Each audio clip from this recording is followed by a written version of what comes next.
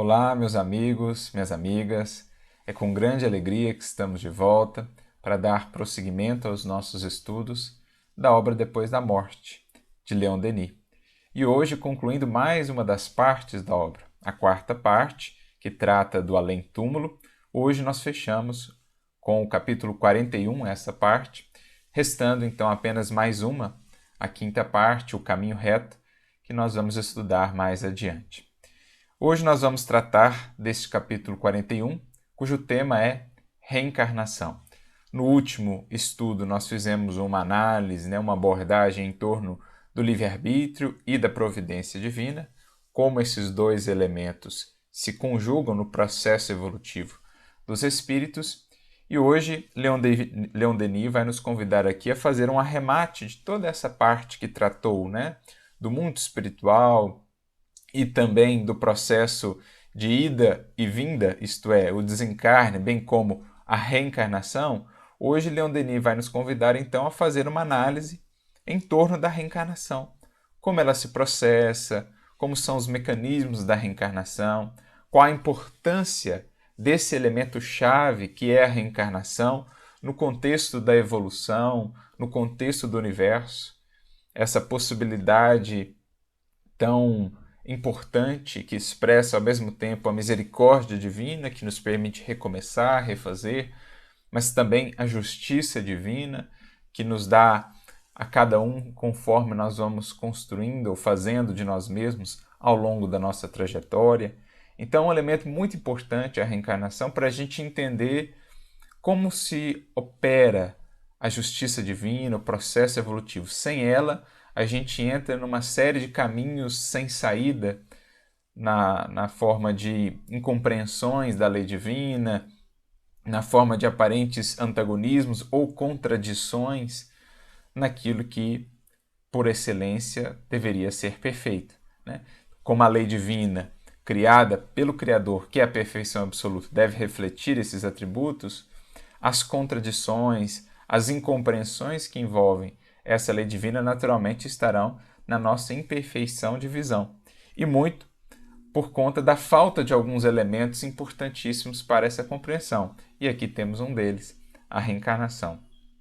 Algo que até mesmo Kardec, num primeiro momento, quando os espíritos lhe falaram sobre a reencarnação, lhe apresentaram esse princípio, ele reluta um pouco, resiste, mas depois, compreendendo o alcance da reencarnação, a importância dela para se entender os mecanismos da lei e da justiça divina, Kardec logo passa a aceitar e realmente entender toda a importância da reencarnação.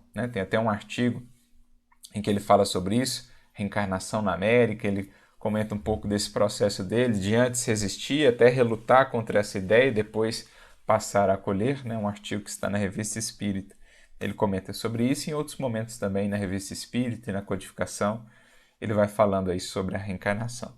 Mas vamos ver aqui então o que Leon Denis tem a nos trazer quanto a este assunto, à luz da doutrina espírita, naturalmente, Porque a reencarnação é um conceito muito antigo.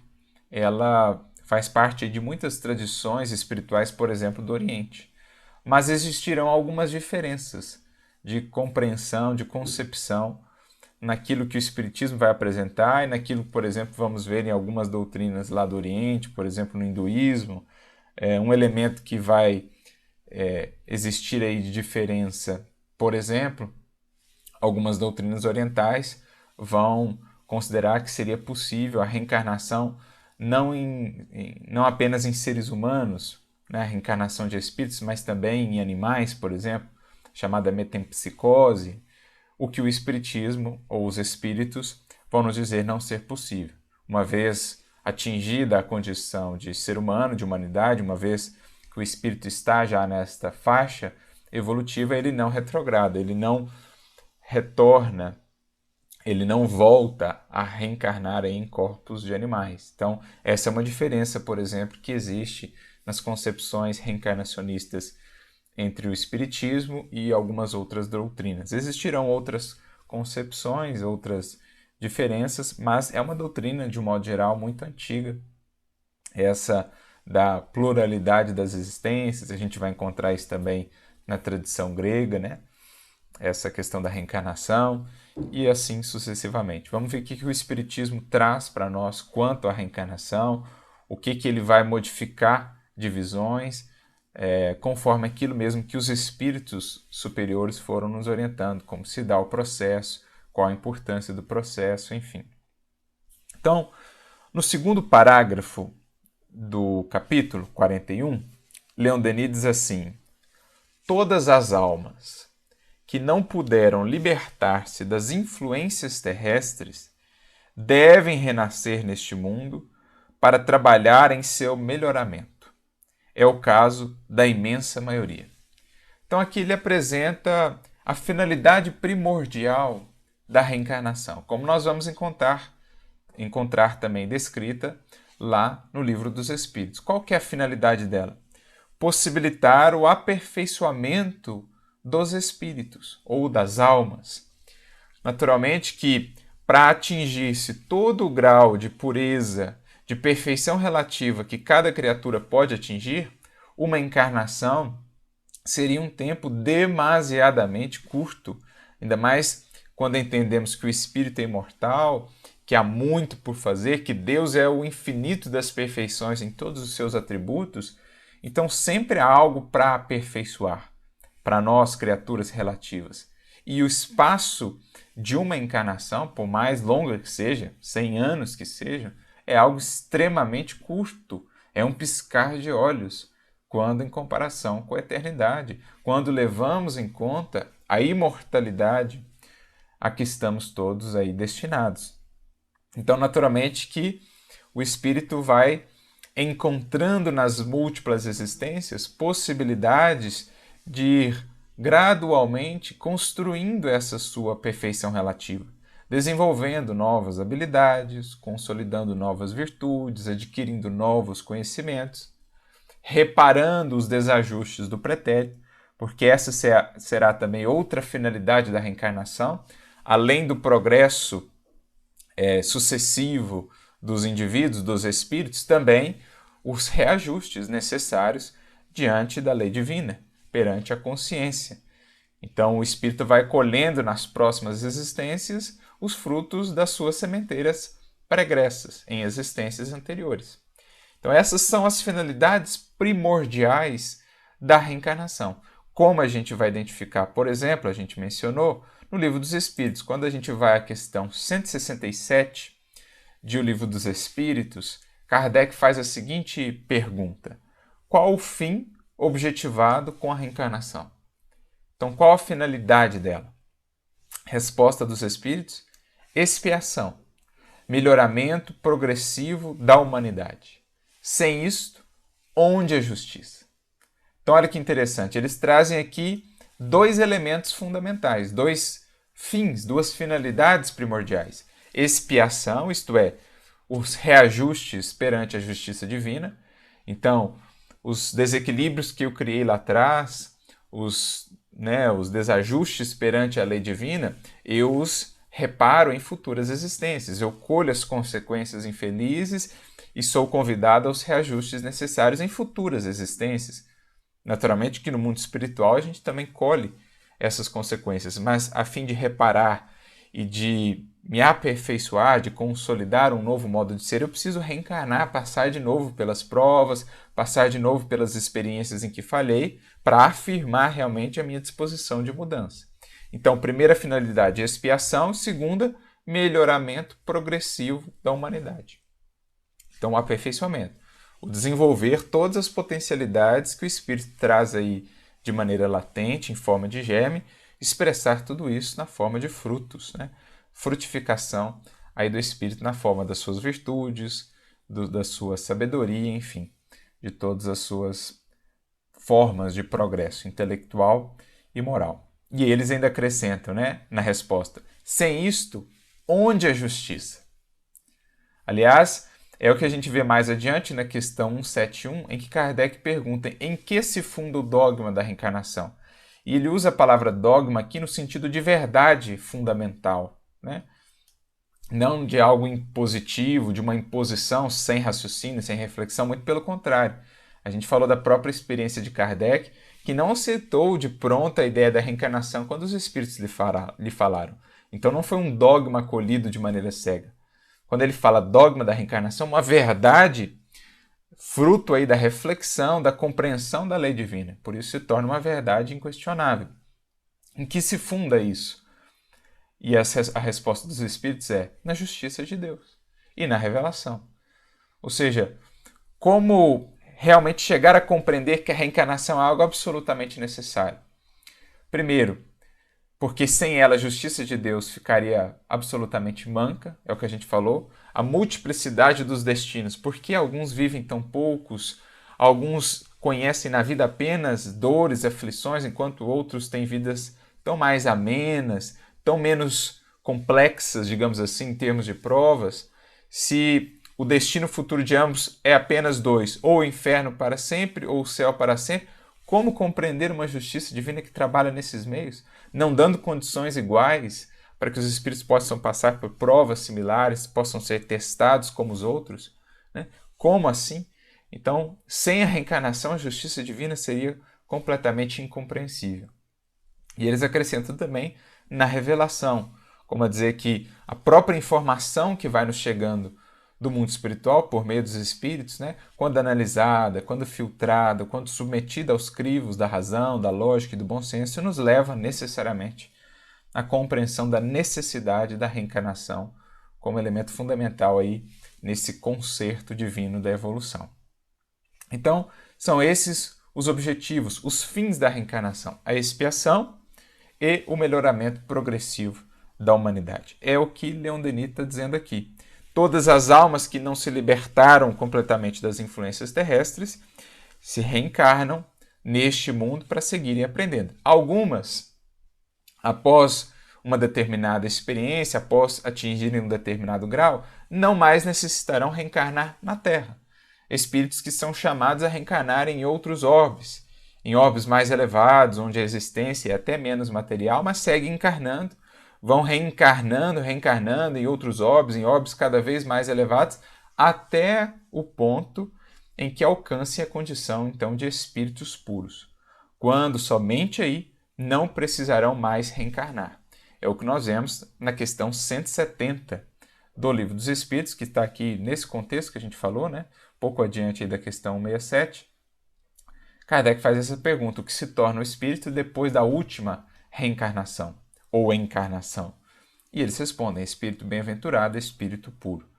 Então, existirão espíritos que não mais reencarnarão na Terra, porque já são dignos, já estão aptos a reencarnar em mundos mais elevados, onde a existência será menos grosseira, mas seguem reencarnando nos meios que lhes são propícios até atingirem a condição de espíritos puros, quando a encarnação ou a reencarnação não é mais necessária. Pode ocorrer a encarnação, por exemplo, a título de missão, como foi o caso de Jesus. Ele não precisava reencarnar na Terra, não reencarnou na Terra, reencarnou uma vez a título de missão, porque já havia evoluído há bilhões de anos atrás, passando pelo mesmo processo, né? Múltiplas existências, múltiplas reencarnações. Então, essa é a finalidade, ou essas são as finalidades da reencarnação. Pouco mais adiante, ainda nesse parágrafo, Leon Denis continua dizendo: o grau de pureza do perispírito, a afinidade molecular que determina a classificação dos espíritos no espaço, fixam as condições da reencarnação. Então, até em termos do meio do planeta, do orbe em que ele vai reencarnar, o espírito está muito associado com o seu próprio perispírito. Né? Espíritos já mais depurados, cujo perispírito já é mais sutilizado, vão estar vinculados a orbes menos materiais, onde até mesmo a reencarnação, os corpos materiais são menos densos, né? São mais sutis, como a gente vê o caso, por exemplo, de Saturno ou de Júpiter. Quando vai se falar ali sobre a reencarnação nesses orbes, tem até um artigo na Revista Espírita, né, em que Kardec trata disso, de Júpiter, por exemplo, juntamente com espíritos que lhe trazem informações de lá. Ele fala de como é diferente a reencarnação nesses orbes mais elevados. Então, isso está associado com o grau de pureza do perispírito, que na verdade reflete o grau de pureza, de progresso intelectual e moral do próprio espírito. Isso vai definir as características da sua reencarnação, né? O orbe em que ele vai reencarnar, bem como também isso vai definir as características do próprio corpo físico. Então, muitas vezes, aquele perispírito que está ali desajustado, desequilibrado, por conta de atos equivocados que o indivíduo, que o espírito cometeu numa anterior existência, por exemplo, né? Toda vez que ele afasta-se da lei divina, foge dos ditames da consciência, ele gera perturbações no seu perispírito, desequilíbrios, desajustes, que muitas vezes vão se refletir em futuras existências. Na hora de moldar o corpo físico para a nova reencarnação, esses desajustes poderão se imprimir ali no corpo na forma de enfermidades, de limitações, de dificuldades, que vão se traduzir desde a mais tenra infância ou em algum momento ali da sua reencarnação. Então, isso vai definir também as características da própria encarnação do indivíduo. Se ela vai ser uma encarnação marcada por algumas restrições, limitações, enfermidades no sentido físico, oriundas de desajustes do seu perispírito ou de um perispírito ainda muito denso, ainda não muito purificado, né? Desmaterializado ou bem equilibrado. Os semelhantes atraem-se, prossegue Denis.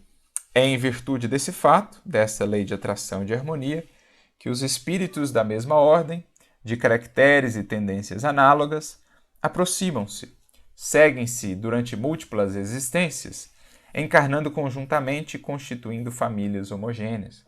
Então aqui nós temos essa conceituação das famílias espirituais. Quando Kardec e os espíritos vão tratar, por exemplo, da hereditariedade, eles vão falar que o corpo procede do corpo, portanto, muitos dos aspectos do corpo vão refletir aí, né, os pais, os ascendentes, por conta da genética, né, dessa lei de hereditariedade.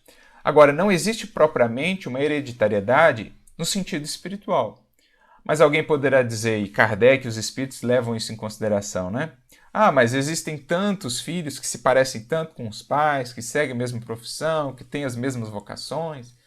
Aqui se trata dessa questão das semelhanças, das afinidades que formam então esses grupamentos espirituais, as famílias espirituais, que muitas vezes vão alternando essas posições, né, que vão reencarnando ali, alternando-se ao longo das diversas gerações. Vez por outra, surgem espíritos no contexto de um grupo, de uma família, que destoam um pouco mais. Aí, geralmente, são espíritos que vão para aquela família, para aquele contexto, tanto para que aprendam com aquele ambiente novo, como também para que sirvam muitas vezes de prova ou para que possam auxiliar aqueles espíritos daquele grupamento, né? Então, por exemplo, um espírito inferior pode reencarnar no seio de uma família ali de espíritos mais afins, espíritos mais maduros, mais experientes, a fim de que aquele espírito que está reencarnando ali seja ao mesmo tempo para eles uma prova e também ele possa aprender com eles, renovar-se com eles.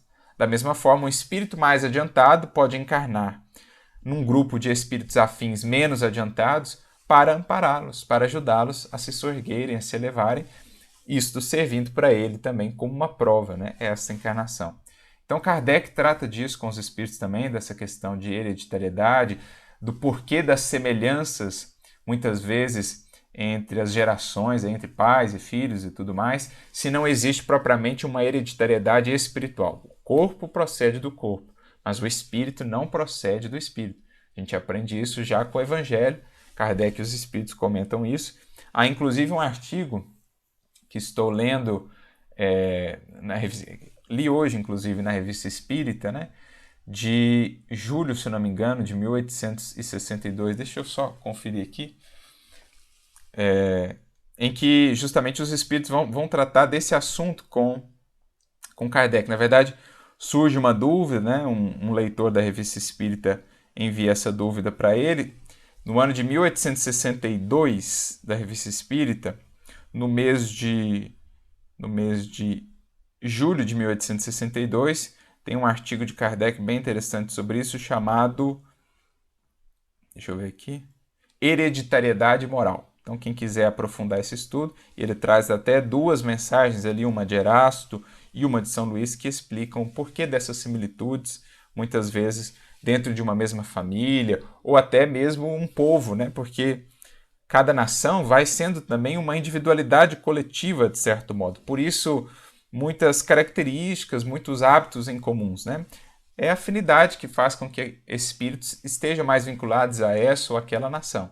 Claro que mais cedo ou mais tarde, no processo evolutivo, eles vão alternando também as experiências, vão reencarnando em outras nações, em outros ambientes, para poder, inclusive, aprenderem coisas novas, renovarem algumas posturas. São ditames, né? São necessidades aí da evolução. Mas existe também muito disso, dessa afinidade que caracteriza, por exemplo, uma família, né, com características ali muito bem definidas, ou mesmo um povo, né, enquanto uma família maior aí. Existem essas famílias espirituais constituídas por similitude de afinidades, de gostos, de experiências, de trajetórias espirituais. Seguindo no próximo parágrafo, Leon Denis vai dizer o seguinte: quando chega a ocasião de reencarnar, o espírito sente-se arrastado por uma força irresistível, por uma misteriosa afinidade para o meio que lhe convém.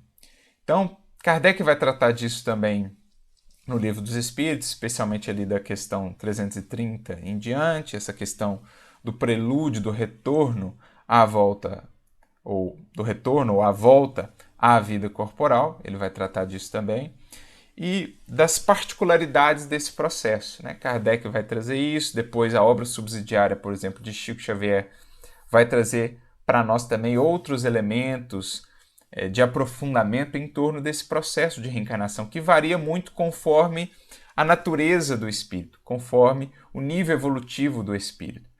Para muitos espíritos, por exemplo, que ainda não estão em condições de discernirem propriamente as suas necessidades evolutivas, o processo de reencarnação será muitas vezes compulsório, orientado por espíritos mais elevados, que são aí seus orientadores, benfeitores espirituais. Para espíritos um pouco já mais despertos, um pouco mais conscientes, eles meio que participarão ali do processo, do planejamento reencarnatório, prevendo ali até configurações, né, do corpo físico. Nós temos um estudo muito interessante disso no livro Missionários da Luz, por exemplo, no capítulo 13, que vai tratar da reencarnação de Segismundo. André Luiz vai trazer muitos horizontes, muitas compreensões bem interessantes sobre como é esse processo, como existem ali técnicos, espíritos voltados para esse tipo de trabalho no mundo espiritual, que auxiliam os espíritos reencarnantes. Existe lá um instituto destinado a isso, até para planejar, digamos, o mapa genético, né, do novo corpo, para que ele possa traduzir experiências necessárias para aquele espírito. Isso para espíritos com um pouco mais já de consciência, em que a reencarnação já é minimamente planejada, né? Espíritos mais adiantados ainda, a reencarnação é ainda planejada com mais clareza, eles participam ainda mais, com mais autonomia até do processo de decisão, de projeto aí da sua reencarnação, porque já mais conscientes, já mais lúcidos, né? Acompanham mais o processo com mais consciência, enquanto que os espíritos mais inferiores logo vão sendo tomados ali por uma perturbação que os impede de acompanhar com mais clareza todo o processo. Enfim, varia muito o processo da reencarnação em si conforme a natureza do espírito, mas ele segue esse processo, princípios gerais, né? Está aí regido por leis divinas que vão orientando o processo, tendo sempre em vista as necessidades evolutivas do espírito e as experiências que ele precisa viver, tanto em termos de reparação, de reajuste com a justiça divina, como também necessidades de aperfeiçoamento e de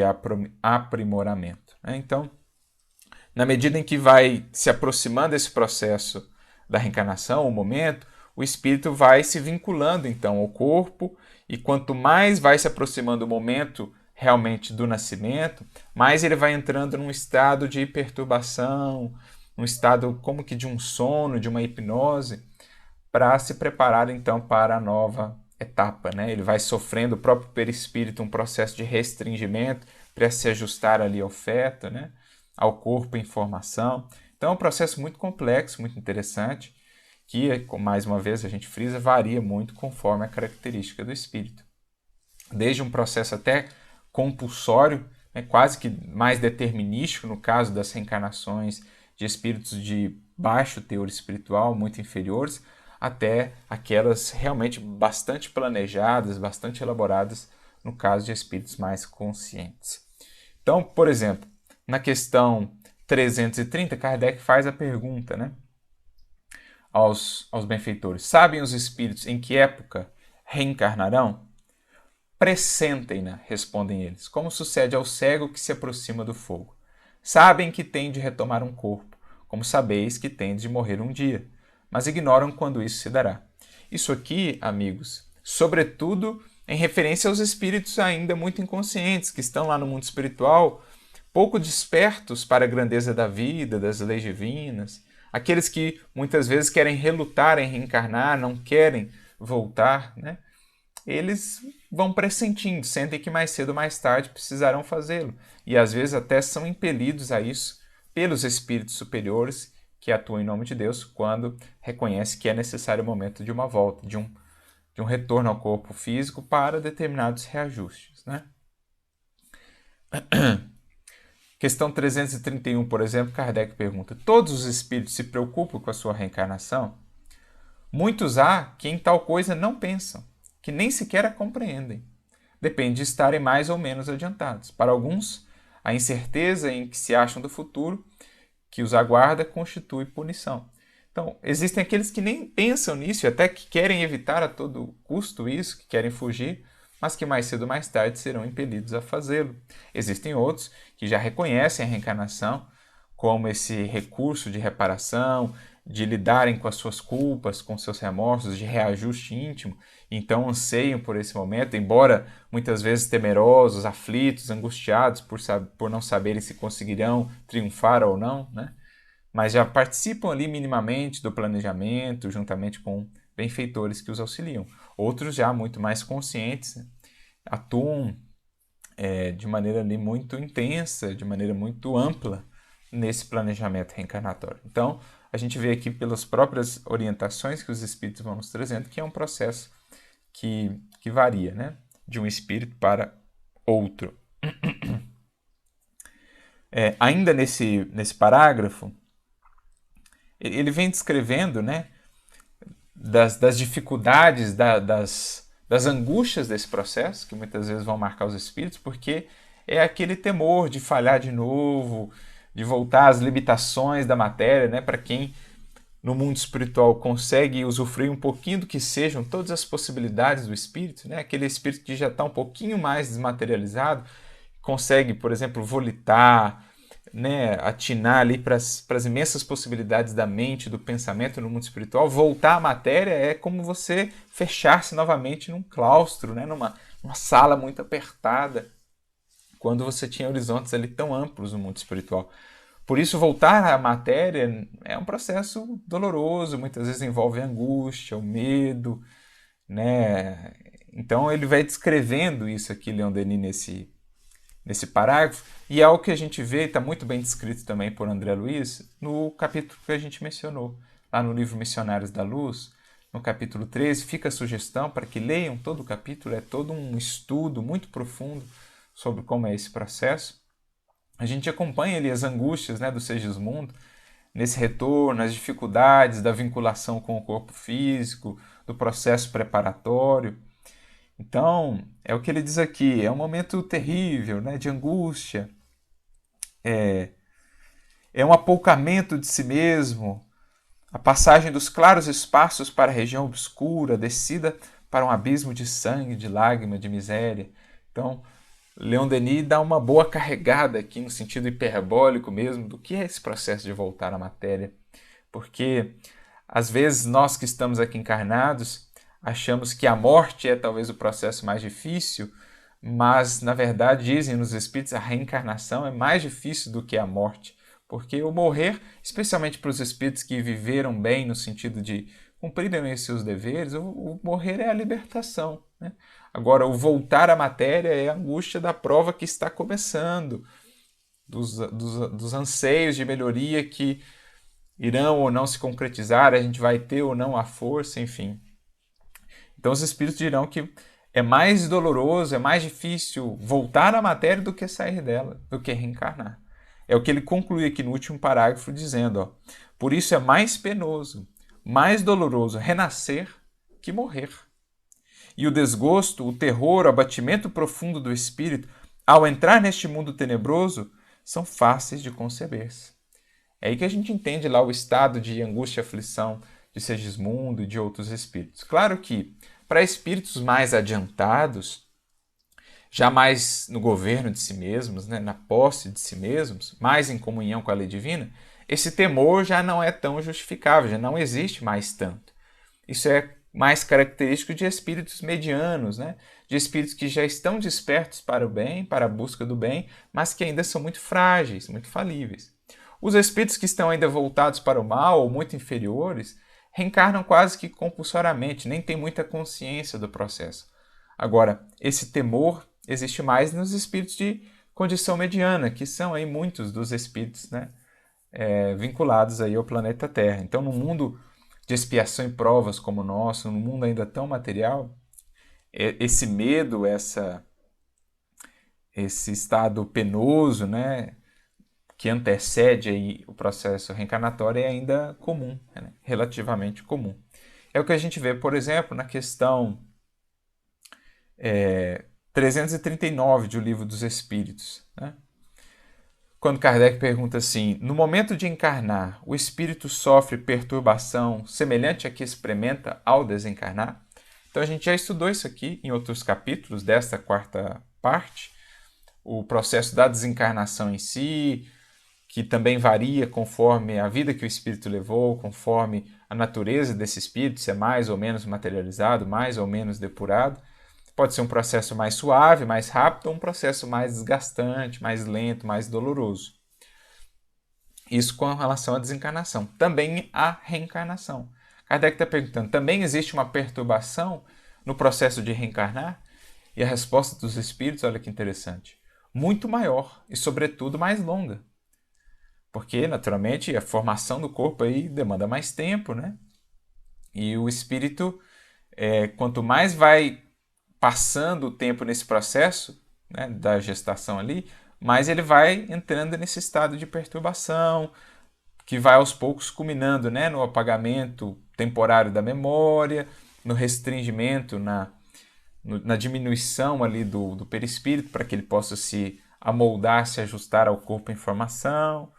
Então, uma espécie de sono em que ele vai entrando. Então, uma perturbação maior, mais longa.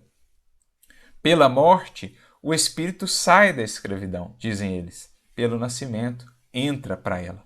Então, a escravidão do corpo, as limitações da matéria, de um corpo tão material, tão denso como o é ainda aqui no planeta Terra. Então, por isso que se concebe que, para muitos espíritos, aí, o reencarnar seja mais doloroso do que propriamente o desencarnar.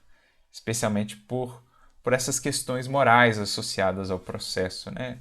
Essa angústia, esse anseio, essa esperança, mas ainda marcada ali pela fragilidade, pela oscilação, pela vacilação, que marca ainda, que define muitos de nós ainda em nossa posição mediana, digamos assim. Prossegue Denis no próximo parágrafo dizendo: a reencarnação realiza-se por aproximação graduada, por assimilação das moléculas materiais ao perispírito, o qual se condensa, tornando-se progressivamente mais pesado, até que, por adjunção suficiente da matéria, constitui um invólucro carnal, um corpo humano. Então, com relação a esse processo mais pragmático, mais material mesmo ali, vamos dizer, né, do processo reencarnatório, a gente vai encontrar descrições muito interessantes nas obras de André Luiz, na obra já mencionada, a gente falou, capítulo 13 do livro Missionários da Luz, né, a reencarnação de Segismundo. Tem ali uma descrição muito interessante, até do processo da fecundação mesmo, a seleção ali do espermatozoide que haveria de fecundar o óvulo, né, que trazia a carga genética mais propícia para o planejamento reencarnatório daquele espírito, muito interessante. os processos magnéticos que vão sendo operados ali por espíritos especialistas nisso, que se dedicam a esse tipo de trabalho no mundo espiritual.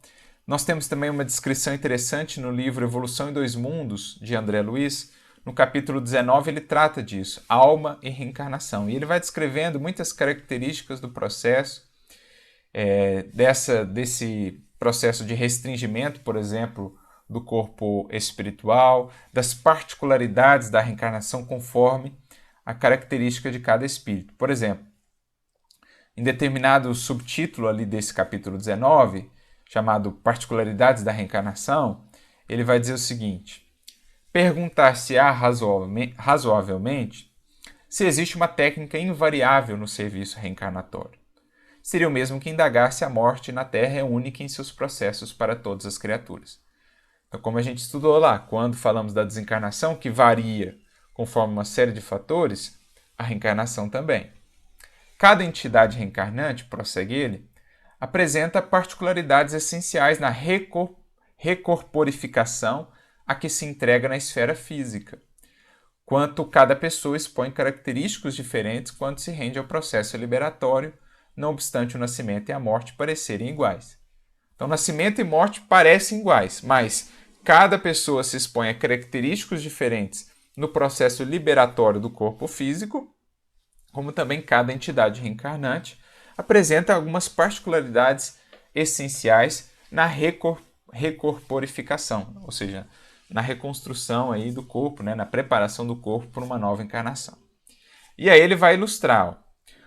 Os espíritos categoricamente superiores, quase sempre em ligação sutil com a mente materna, que lhes oferta a guarida, podem plasmar por si mesmos, e não raro com a colaboração de instrutores da vida maior, o corpo em que continuarão as futuras experiências, interferindo nas essências cromossômicas com vistas às tarefas que lhes cabem desempenhar. Então, espíritos mais adiantados conseguem eles mesmos operar todo esse processo, às vezes com auxílio de espíritos ainda mais adiantados, às vezes por eles próprios. Todo esse processo de ajuste ali da carga genética, né, de seleção, por exemplo, do espermatozoide, de plasmagem ali do corpo físico, conforme as tarefas e a missão que vão desempenhar. Os espíritos medianos vão contar com auxílio, porque não estarão tanto assim em condições para fazê-lo, até porque na medida em que avança o processo da gestação, eles vão entrando no estado de perturbação. Os espíritos mais adiantados às vezes conseguem operar, né, seguir trabalhando no espiritual até quando a gestação já está bem adiantada. E só ali nos últimos momentos, então, é que passam por esse restringimento, né, que limitam a situação para poderem reencarnar. Mas ficam conscientes quase que durante todo o processo. Enquanto que os medianos, essa consciência vai diminuindo ao longo do processo, vão entrando num sono como que hipnótico, e aqueles muito inferiores praticamente nem tomam consciência do processo. Então, seguindo aqui, André Luiz vai dizer, né? Os espíritos categoricamente inferiores, então ele tratou dos superiores, agora ele vai para os inferiores. Na maioria das ocasiões, padecendo monoideísmo tiranizante, entram em simbiose fluídica com as organizações femininas a que se agregam, experimentando o definhamento do corpo espiritual ou o fenômeno de ovoidização, sendo inelutavelmente atraídos ao vaso uterino em circunstâncias adequadas para a reencarnação que lhes toca, em moldes inteiramente dependentes da hereditariedade, como acontece à semente, que após desligar-se do fruto seco germina no solo, segundo os princípios organogênicos a que obedece, tão logo encontre o favor ambiental. Então, no caso dos espíritos categoricamente inferiores, o processo é mais determinístico.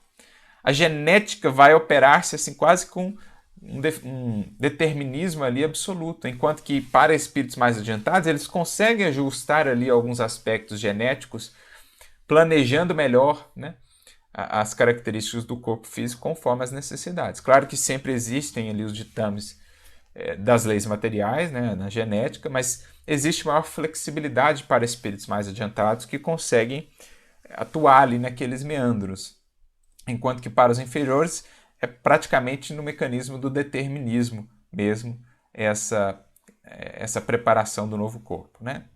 E aí, entre esses dois extremos, continua André, Entre ambas as classes, porém, contamos com milhões de espíritos medianos na evolução, portadores de créditos apreciáveis e dívidas numerosas, cuja reencarnação exige cautela de preparo e esmero de previsão. Então, entre esses dois extremos, nós temos milhões de espíritos medianos, que já têm alguns créditos apreciáveis no bem, mas que também têm dívidas numerosas, né? Ainda muitas imperfeições. E aí a reencarnação vai ser mais ou menos preparada, prevista, ajustada, conforme a condição desses espíritos, contando com o auxílio, né, de benfeitores espirituais. Então é assim que vai se dando a reencarnação, né? O perispírito vai se reduzindo, se ajustando, célula a célula, ali, molécula a molécula, né?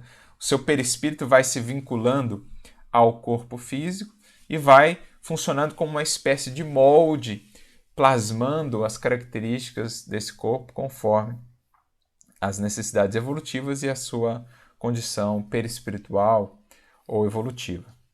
Então, no item seguinte desse mesmo capítulo, André Luiz prossegue tratando do restringimento do corpo espiritual. E ele diz assim: institutos de escultura anatômica funcionam, por isso, no plano espiritual, brunindo formas diversas de modo a orientar os mapas ou prefigurações do serviço que aos reencarnantes competirá mais tarde atender. Então existem institutos e espíritos ali especializados nesse processo de estabelecer esses mapas ou prefigurações genéticas, né, que diz respeito aí à formação do corpo e aos serviços que os reencarnantes terão de realizar. Aí mais adiante ele diz assim: os candidatos à reencarnação sem superioridade suficiente de modo a supervisioná-la com o seu próprio critério e distantes da inferioridade primitivista que deles faria escravos absolutos da herança física, são admitidos a instituições hospitais em que magnetizadores desencarnados, bastante competentes pela nobreza íntima, se incumbem de aplicar-lhes fluidos balsamizantes que os adormeçam por períodos variáveis de conformidade com a evolução moral que enunciem, a fim de que os princípios psicossomáticos se adaptem a justo restringimento em bases de sonoterapia. Olha que interessante. Então, aqueles espíritos que não são nem tão adiantados, mas também já não estão mais na inferioridade primitivista, num determinismo quase que absoluto ali da genética, eles vão ser acolhidos nesses institutos, onde vão contar com o auxílio de técnicos magnetizadores especializados, que vão operar esse processo do restringimento por meio da sonoterapia, para que o processo possa se dar né, de maneira adequada.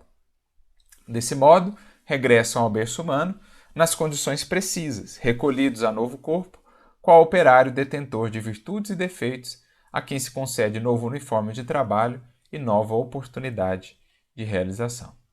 Então, olha que interessante a gente penetrar nesse universo, né? Tão complexo, com tantas variáveis aí do processo reencarnatório. Isso aqui a gente trouxe um panorama geral, né?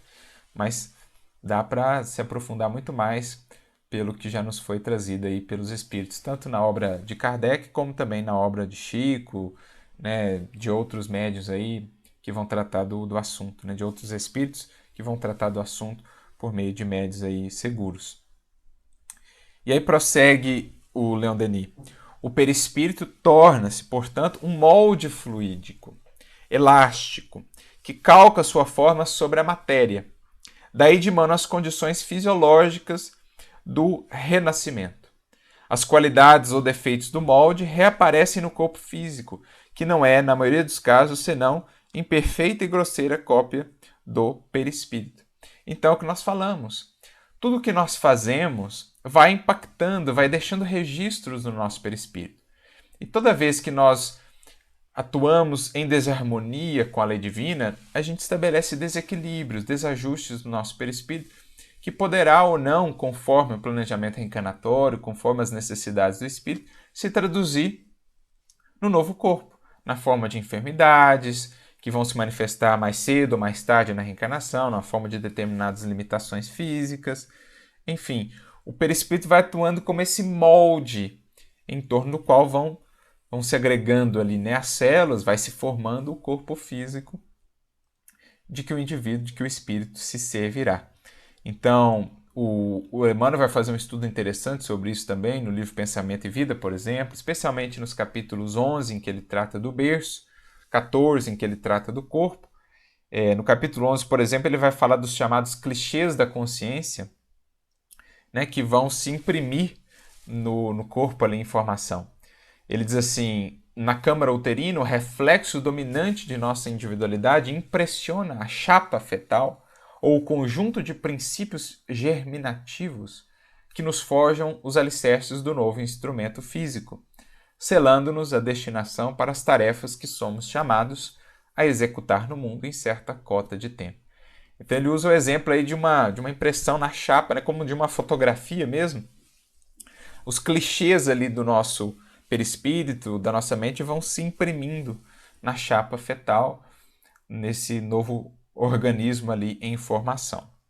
No capítulo 14, em que ele vai tratar do corpo, ele vai aprofundar ainda mais essas reflexões, por exemplo, dizendo o seguinte, trazendo consigo mesmo a soma dos reflexos bons e menos bons de que é portador, segundo a colheita de méritos e prejuízos que semeou para si mesmo no solo do tempo, o espírito incorpora aos moldes reduzidos do próprio ser as células do equipamento humano, associando-as à própria vida desde a vesícula germinal.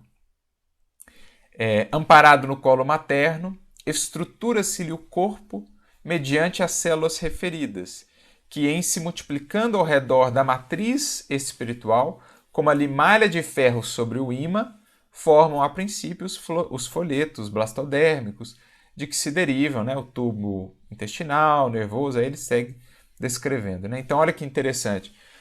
Como a limalha de ferro sobre o ímã, as células vão se multiplicando ao redor da matriz espiritual. Em breve, continua ele, atendendo ao desenvolvimento espontâneo, acha-se o espírito materializado na arena física, manifestando-se pelo veículo carnal que o exprime. Esse veículo, constituído por bilhões de células ou individuações microscópicas que se ajustam aos tecidos sutis da alma, portanto o perispírito, né?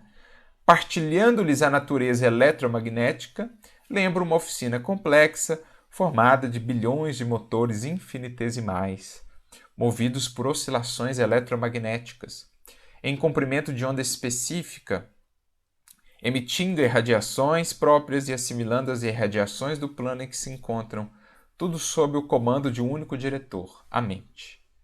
Desde a fase embrionária do instrumento em que se manifestará no mundo, o espírito nele plasma os reflexos que lhe são próprios.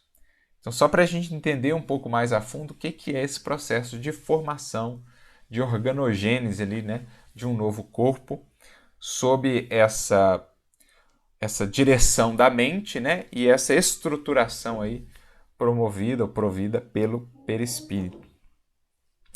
Voltando para Denis, no próximo parágrafo ele diz: desde que começa a assimilação molecular que deve produzir o corpo, o espírito fica perturbado. Um torpor, uma espécie de abatimento invadem-no aos poucos. Suas faculdades vão se velando, uma após a outra. A memória desaparece, a consciência fica adormecida, e o espírito como que é sepultado em opressiva crisálida. Então é o processo que vai preparar a nova reencarnação, que explica o porquê a gente não recorda com tanta clareza, né? Com algumas exceções, assim, das reencarnações anteriores, o processo da infância, que é esse processo mais aberto à fecundação de elementos novos, né? Em que ainda não vieram à tona os princípios e tendências de maneira tão clara, pelo menos, do espírito que ele traz do pretérito, para que ele possa se renovar, à luz aí da educação. Então, esse processo de perturbação que varia, como a gente mencionou aqui, conforme a natureza do espírito. Os espíritos mais adiantados, superiores, eles vão ficando conscientes até quase durante todo o processo, para só mais ao final entrarem no processo de restringimento perispiritual e nesse sono, né, nessa perda da consciência. Ao passo que os espíritos medianos, isso vai se desenvolvendo ao longo do processo, e aqueles muito inferiores ainda, praticamente que como foi descrito lá para o André Luiz, né, já entra num processo aí de sono, às vezes até de ovoidização, no sentido de uma cristalização ali do pensamento, nessa nova reencarnação a que estão se sujeitando, né? Então, esse é um processo que a gente vai ver muito bem descrito aí na literatura espírita. Passando um pouco mais adiante, no próximo parágrafo ele fala então do nascimento propriamente, da preparação toda que o espírito precisa passar ao longo da infância para poder, digamos, tomar posse efetivamente do novo corpo, da nova encarnação e tomar de volta a consciência, resgatar aí tendências para fazer o trabalho que lhe compete na encarnação. E aí no próximo parágrafo ele diz assim: o homem mundano chora e lamenta-se à beira dos túmulos, essas portas abertas sobre o infinito. Se estivesse familiarizado com as leis divinas, era sobre os berços que ele deveria gemer. Então, uma frase forte aqui de Leon Denis, né? Quando ele diz que se a gente tivesse mais conscientes, se estivéssemos até mais harmonizados com a lei divina, choraríamos junto dos berços e não dos túmulos. Por quê? O que ele quer dizer com isso, né?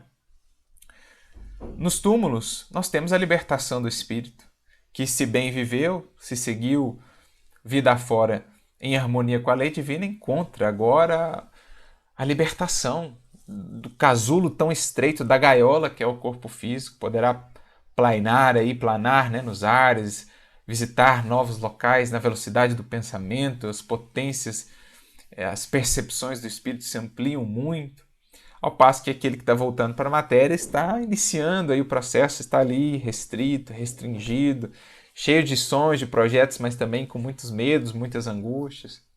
Então parece até um contrassenso, né? Diante da beleza ali da infância, da ternura de um bebê, essas lágrimas aqui que Leon Denis menciona, mas é no sentido assim de destacar mesmo o como é penosa ainda a encarnação em mundos tão grosseiros.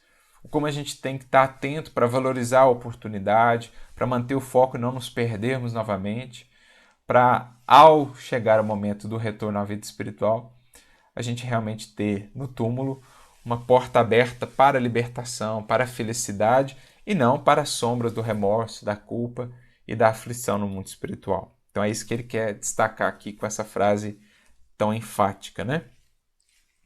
No próximo parágrafo ele diz: as leis inflexíveis da natureza, ou antes, os efeitos resultantes do passado decidem a sua reencarnação.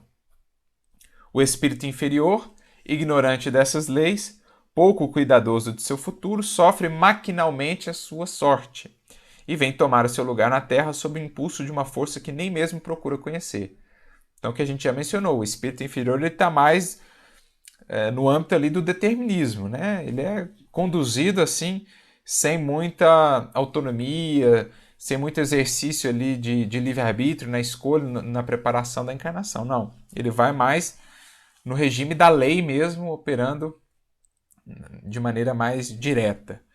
Enquanto que para espíritos um pouco mais conscientes existe a flexibilidade, eles têm mais livre-arbítrio de determinadas escolhas, participam, colaboram com o processo de preparação, enfim.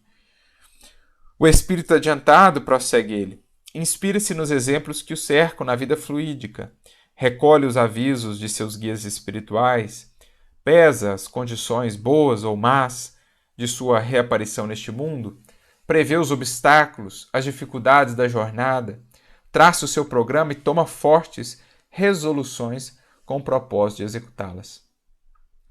Então, quando Kardec e os Espíritos vão tratar no Livro dos Espíritos dessa preparação, da escolha das provas, eles vão lá dizer que muito do nosso livre-arbítrio é executado antes da encarnação. Claro que aqui, durante a encarnação, nós o temos também, o exercemos nas escolhas que vamos fazendo, mas muito é exercido antes, quando a gente escolhe as características da vida, as provas principais pelas quais a gente vai passar, né, o gênero de provas. Muitas vezes nos esquecemos aqui que escolhemos isso do lado de lá. Ah, mas eu não escolhi isso, eu não queria passar isso. Muitas vezes escolhemos e desejamos, solicitamos isso sim, do lado de lá no exercício do livre-arbítrio, né? que é realizado para espíritos já com um certo nível de consciência. Mais adiante, ele dirá: por isso, o espírito esclarecido dá preferência a uma existência laboriosa a uma vida de luta e abnegação. Isso nos faz lembrar a questão 266 do Livro dos Espíritos. Quando justamente tratando dessa questão da escolha das provas, Kardec faz a pergunta que talvez poderia ocorrer a todos nós, né? Mas se é assim, o espírito não vai escolher então as vidas, escolher vidas e provas mais fáceis, né? Menos difíceis e tudo mais? E os espíritos vão responder: para vós pode parecer que sim, mas com a desencarnação, ou lá no mundo espiritual, cessam as ilusões e o espírito mais consciente consegue discernir melhor que de nada adiantam as vidas ali sem luta, sem esforço para o seu aperfeiçoamento. Pelo contrário, ele reconhece a necessidade, o valor de uma vida de mais lutas, de mais desafios e por isso muitas vezes a solicita, roga até por elas. Muitas vezes são até os espíritos benfeitores que dizem: olha, acho que você está pedindo muito, vamos com mais calma, aqui você está muito animado e tal, mas quando volta para a matéria não é tão simples assim. Então, às vezes, até os espíritos é que dão uma pisada no freio. Vamos com mais calma, vamos em doses mais homeopáticas aí nesse processo de reparação, né? Então, o espírito ele solicita, o espírito esclarecido, uma vida de luta, de abnegação. Sabe que, graças a ela, seu avançamento será rápido e entende que a Terra é o verdadeiro purgatório. É algo que Kardec vai comentar tanto no Livro dos Espíritos, como lá no livro Céu e Inferno, no capítulo 5, quando ele trata do purgatório, ele vai dizer: olha, o verdadeiro purgatório é o planeta Terra, é onde o espírito vai purgar-se das suas imperfeições por meio das vicissitudes, das lutas terrestres. Não é um local ali específico, transitório, antes de irmos para o céu. Não, claro que no mundo espiritual o espírito também vai sofrer a consequência, né, as dores, as angústias dos seus descaminhos aqui durante a encarnação. Mas o legítimo purgatório, no sentido daquele local onde o espírito vai se purificar para fazer-se merecedor do céu interno que ele vai construindo, é a Terra, é a encarnação. As lutas reencarnatórias.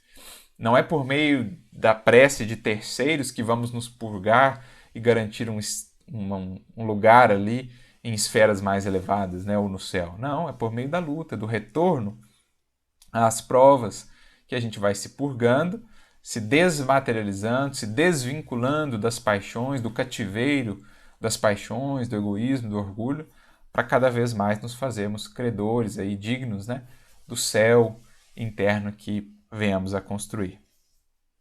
É preciso, prossegue ele, renascer e sofrer para despojar-se dos últimos vestígios da animalidade, para apagar as faltas e os crimes do passado. Então, tanto para nos despojarmos das imperfeições, da animalidade, das paixões, aprimorando-nos, como também para reparar, né, apagar as faltas e os crimes do passado, por meio do arrependimento e, sobretudo, da expiação e da reparação, que é o fechamento do processo. Lembrando que Kardec estabelece 3 etapas, né? O arrepender-se, o expiar e o reparar, para fechar o ciclo aí, de aprendizado, vamos dizer assim, diante de cada falta que a gente vai cometendo. Pouco mais adiante, ele prossegue: o abuso das altas faculdades, o orgulho, o egoísmo espiam-se pelo renascimento em organismos incompletos, em corpos disformes e sofredores. O espírito aceita essa imolação passageira porque aos seus olhos ela é o preço da reabilitação, o único meio de adquirir a modéstia, a humildade. Então, muitas vezes, indivíduos que estiveram lá em altas posições de poder, com muita inteligência, com muitos recursos, mas mal se utilizaram disso, vão reencarnar na penúria ou nas limitações materiais, com alguma deficiência física ou intelectual. É uma limitação, uma privação momentânea, transitória para o espírito que serve para ele de escola, de aprendizado, de reajuste, né? Por isso ele conclui, Leon Denis, esse parágrafo dizendo que a dor seja sagrada para nós. Diante desses irmãos que passam por provas mais difíceis, não necessariamente são expiações, às vezes são provas por eles solicitadas, às vezes são expiações que refletem o desequilíbrio que criaram nos seus perispíritos, né, que se traduz no corpo, na forma de algumas deficiências físicas ou intelectuais, podem ser expiações ou provas realmente solicitadas por espíritos para testemunhar a paciência, a resignação. Por isso que ele diz que a dor seja sagrada para nós, que não fiquemos apontando, dizendo, olha ali, né, se está assim é porque fez isso e aquilo outro. Não, isso não é o importante saber. O importante é amparar aquele espírito, seja por expiação ou prova, a superar aquilo que ele está vivendo, aquela dificuldade relacionada ao corpo ou a reveses que ele vem vivendo, né, uma dificuldade socioeconômica, amparar no que esteja ao nosso alcance para que a dor seja aliviada e para que o espírito possa triunfar diante da prova, né? E não ficar apontando com uma curiosidade muitas vezes vã, desnecessária, de ficar definindo, não, fez isso, está passando por isso, é porque fez isso lá atrás. Não, claro que existe um porquê, né? Ou é uma expiação, há sempre uma justiça divina, ou é um desajuste que o Espírito mesmo criou para si, que se traduz agora nessas novas condições, ou é uma prova de um Espírito às vezes já mais adiantado, que solicitou aquela prova para avançar ainda mais. Mas o que importa é ele triunfar, ele passar por aquilo. E o que podemos fazer é auxiliar de alguma maneira, estimulando, consolando, amparando materialmente, moralmente, como estiver ao nosso alcance, né? E ele segue no próximo parágrafo falando, né, desses que muitas vezes estarão momentaneamente privados de um exercício mais ampliado, né, do raciocínio, da inteligência por conta de alguma limitação do corpo. Ele fala de como isso é temporário, né, e que mais tarde, em futuras existências, o espírito estará de novo de posse aí de um corpo que o permita expressar todos os dons, as conquistas que já adquiriu. Quando mal utiliza esses dons, especialmente da inteligência, por exemplo, muitas vezes ele vem com essas limitações que o impedem de exercitar isso com clareza. E são processos, né, de aprendizado e de consolidação de mais humildade, mais resignação, do reconhecimento da grandeza divina, né, para que o orgulho e o egoísmo não os faça, mais uma vez, malbaratar esses recursos que já possuem. Por isso ele diz, no próximo parágrafo, assim, tudo se apaga, tudo se resgata. Os pensamentos, os desejos criminosos têm sua repercussão na vida fluídica, mas as faltas consumadas na carne precisam ser expiadas da carne. Então, o que a gente desajustou aqui, a gente precisa voltar aqui para reajustar. Né? No mundo espiritual a gente aprende, a gente estuda, a gente até sofre lá o remorso e tudo mais, mas a reparação propriamente se dá aqui, na matéria, lidando com as vicissitudes, para ver se realmente é uma disposição firme de mudança e melhoria ou se era apenas ainda muito teórica, ainda muito no plano dos sonhos, dos projetos, sem uma vontade firme para que se concretizasse essa renovação. Todas as nossas existências são correlatas. O bem e o mal refletem-se através dos tempos. Então, essa solidariedade entre as múltiplas existências que Kardec e os espíritos vão trazer para nós e que Leon Denis aqui vai reafirmar.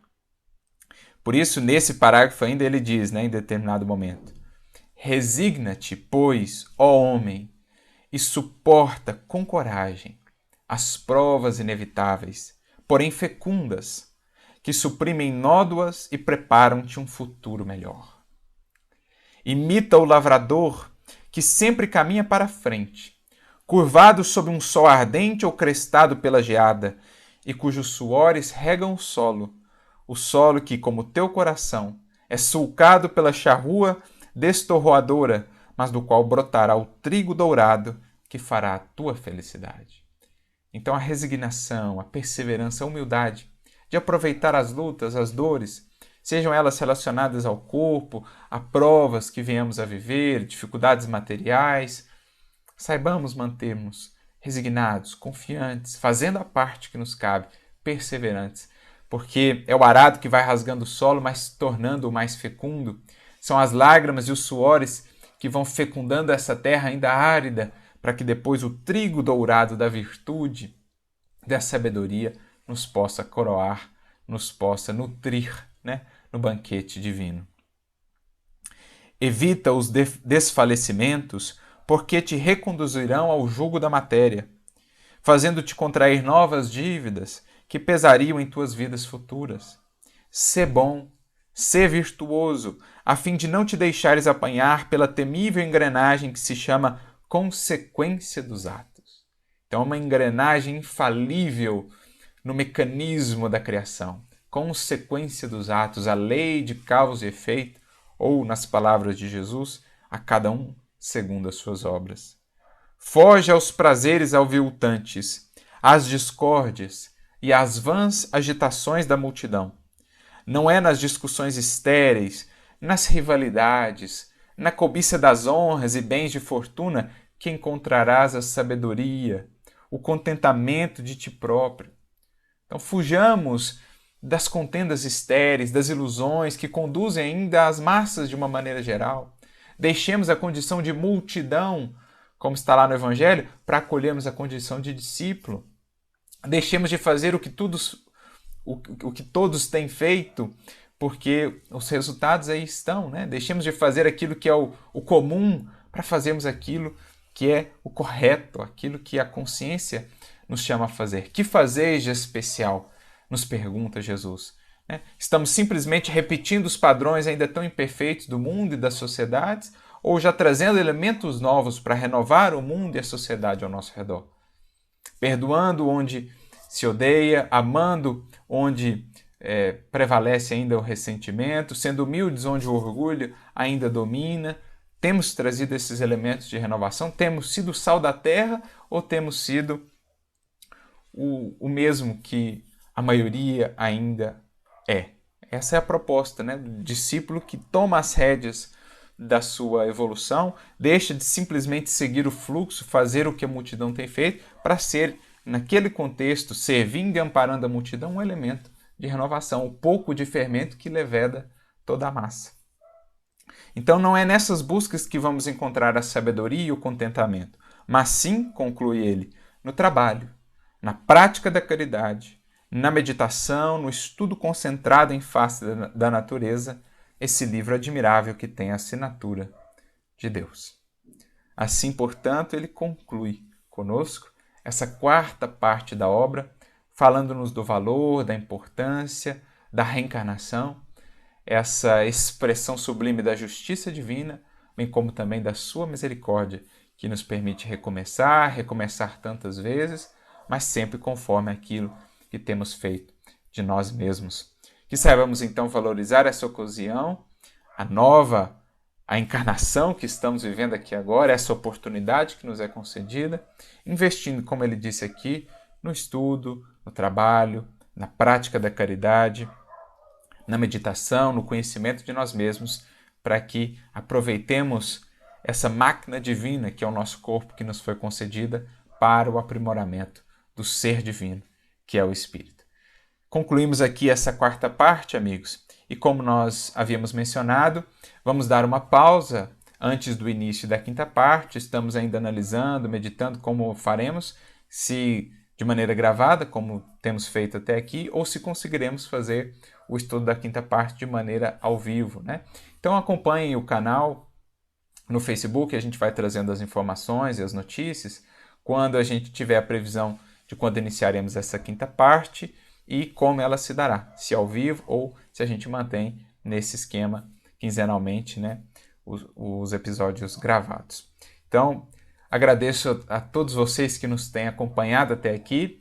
A gente dá uma pausa também para que aqueles que precisam, digamos assim, acompanhar, né, tem ainda episódios aí, capítulos para poderem assistir, para, digamos, estarem junto de nós, né, nos alcançarem em termos do acompanhamento dos estudos, para que eles possam ter esse tempo, então, para verem os episódios, os capítulos que estão faltando, e, passado esse tempinho, a gente retorna, então, com a quinta parte. Mais uma vez, a nossa gratidão, rogando a Jesus que abençoe, que inspire a todos, que Leon Denis siga a nos intuir, a nos inspirar, agora nessa futura quinta parte, que é o fecho de ouro, a parte mais bela e mais sublime da obra, não poderia deixar de ser com o aspecto moral.